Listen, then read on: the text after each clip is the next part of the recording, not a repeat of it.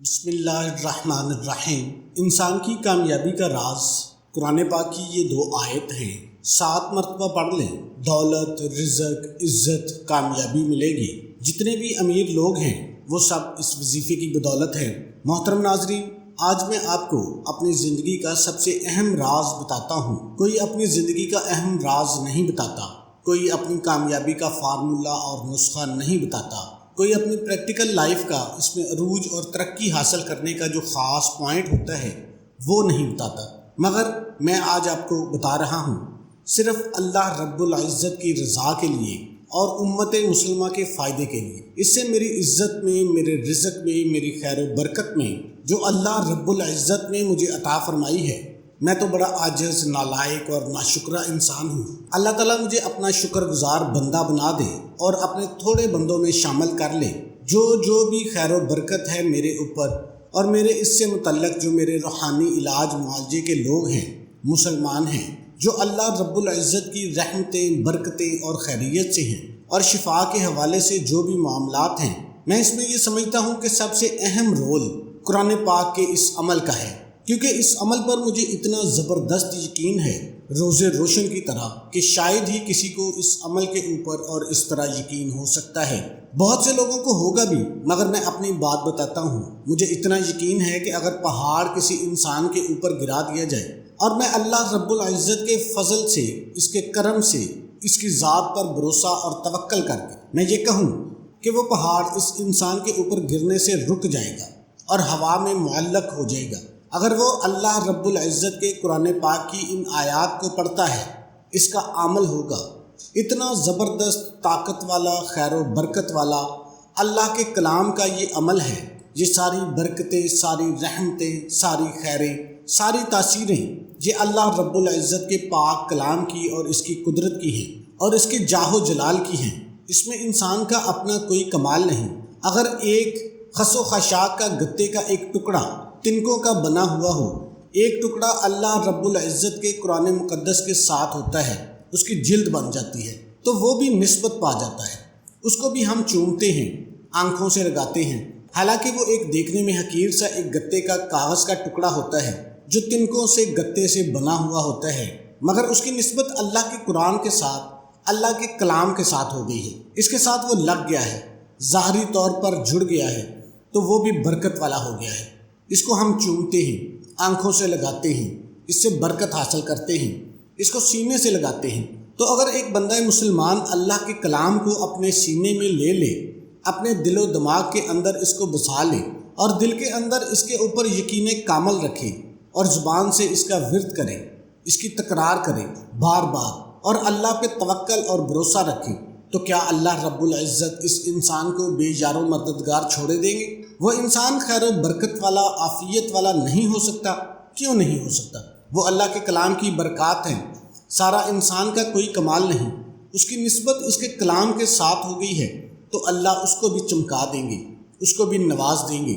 دنیا کا کوئی بھی مسئلہ ہو، کوئی بھی معاملہ ہو، جنات جادو کا مسئلہ ہو، رزق کا مسئلہ ہو، خیر و برکت کا مسئلہ ہو، بیماریوں سے شفا کا مسئلہ ہو، حفاظت کا مسئلہ ہو، دنیا کے تمام امور کا حل اللہ رب العزت نے قرآن پاک کی ان 2 آیات میں رکھا ہے۔ ان 2 آیات کے اندر اللہ رب العزت نے ساری برکتیں، ساری رحمتیں، ساری بلائیاں رکھی، کیونکہ ان 2 آیات کے اندر اللہ رب العزت کی قدرت کاملہ کا، اس کے عرش عظیم پر استوار ہونے کا ذکر ہے اور اس کے رب ہونے کا ذکر ہے اور اس کے محبوب صلی اللہ علیہ وآلہ وسلم کی رؤوف الرحیم ہونے کا ذکر ہے، امت کے لیے حریص ہونے کا ذکر ہے اور انسانوں کے ایمان کے حریص ہونے کا ذکر ہے۔ یہ اللہ کی بھی حمد و ثنا ہے اور اس کے محبوب صلی اللہ علیہ وآلہ وسلم کی تعریف اور نعمت ہے۔ ان 2 آیات کے اندر اللہ رب العزت نے بہت کچھ جمع کر دیا ہے اور اس کی خیر و برکتیں ایسی ہیں کہ جو میرے عاجز اور گناہ گار بندے کی زبان بیان نہیں کر سکتا۔ جو اس کو پڑھتا ہے وہ اس کے کمالات کو دیکھتا ہے، جو اس پہ مداوت کرتا ہے، اس پر یقین رکھ کے اس کا ورد کرتا ہے اور اس کو اپنی زندگی کا حصہ بنا لیتا ہے، چلتے پھرتے، اٹھتے بیٹھتے اس کو پڑھتا ہے، کثرت سے پڑھتا ہے اور یقین کے ساتھ پڑھتا ہے، اللہ پر بھروسہ اور توکل کر کے پڑھتا ہے، اس کے اندر بے پناہ خزانے، نعمتیں، برکتیں، راحتیں، رحمتیں اس کے اوپر نظر رکھ کے پڑھتا ہے، وہی اس کی ہر چیز کا، اس کے عجائبات کا، اس کے مشاہدہ کرتا ہے۔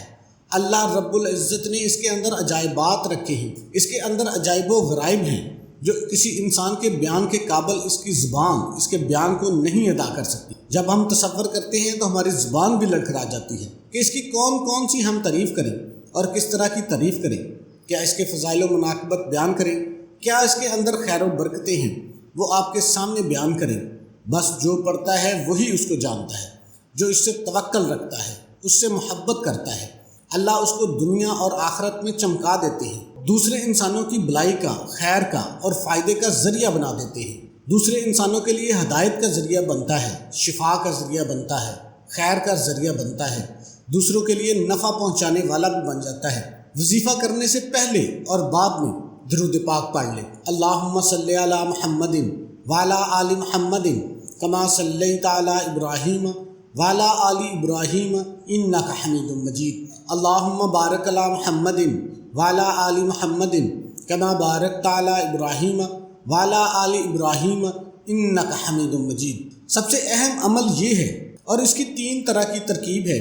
ایک ترکیب یہ ہے کہ آپ صبح اور شام ہر نماز کے بعد صرف 7 مرتبہ اس کو پڑھیں۔ یہ سورہ توبہ کی آخری 2 آیات ہیں۔ یہ 2 آیتوں کا خاص اور مکمل عمل آپ کے سامنے رکھ رہے ہیں۔ یہ ہمارے سینے کا راز ہے جو ہم نے آپ کے سامنے رکھ دیا ہے، جو چاہے اس سے فائدہ اٹھا لے اور عام اجازت کے ساتھ۔ تو پہلی ترکیب یہ ہے کہ ہر فرض نماز کے بعد یا صبح اور شام 7 بار فرضوں کے بعد آپ پڑھ لیں۔ سورہ توبہ کی دونوں آخری آیات کو صرف 7 بار آپ نے پڑھ لینا ہے، اول آخر 11 مرتبہ درود شریف کے ساتھ۔ دوسری ترکیب یہ ہے کہ صبح اور شام 107 یا 108 بار پڑھیں، یا صرف رات کو 107 بار پڑھیں، صرف 107 بار پڑھنا ہے۔ تیسری اس کی بڑی ترکیب یہ ہے کہ 313 بار آپ عشاء کے بعد پڑھیں۔ اس کے لیے ایک وقت مقرر کر لیں، کوئی بھی وقت رکھ لیں، کوئی بھی جگہ رکھ لیں، تعداد اور وقت اور جگہ تینوں مقرر کر کے پھر اس کو پڑھیں۔ 313 بار عشاء کے بعد پڑھیں۔ اول آخر درود ابراہیمی آپ نے 11 مرتبہ پڑھنا ہے۔ یہ 3 ترکیبیں ہیں، اور یہ آخری جو عمل ہے یہ ایٹم بم والا عمل ہے جو ہم اپنے شاگردوں کو تحفے میں دیتے ہیں۔ بہت کم شاگردوں کو ہم نے دیا ہے، سب شاگردوں کو نہیں۔ جو اس قابل ہوتے ہیں ان کو اس کی خاص اجازت سے ہم عمل کرواتے ہیں، پھر دنیا کے کسی شیطان سے وہ ٹکرا جائے، اللہ کی مدد اور نصرت کے ساتھ وہ اس پر غالب آ جائے گا انشاءاللہ۔ تو تیسری ترکیب یہی ہے کہ 313 بار عشاء کے بعد ایک وقت رکھ لیں، جگہ ایک رکھ لیں، تعداد ایک رکھ لیں۔ 313 بار اول آخر درود ابراہیمی 11 مرتبہ، اس ترتیب کے ساتھ آپ نے اس عمل کو کرنا ہے۔ مجھ گناہ گار عاجز کو بھی اپنی دعاؤں میں یاد رکھیے گا۔ ایک بار اور یہاں بتاتا چلوں، اس عمل کو کرنے کے لیے اجازت لینا ضروری ہے۔